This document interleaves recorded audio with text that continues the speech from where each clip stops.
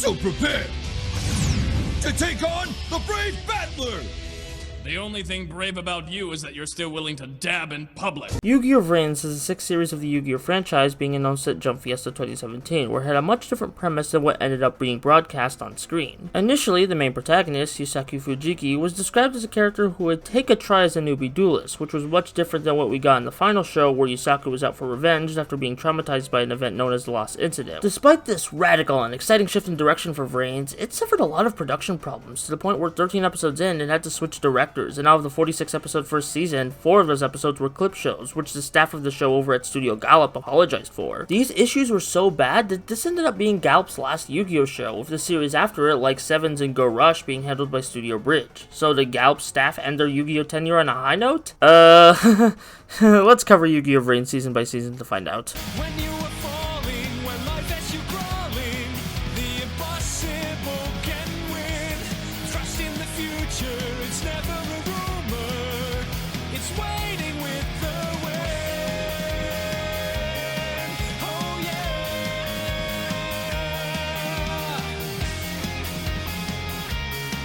Oh yeah.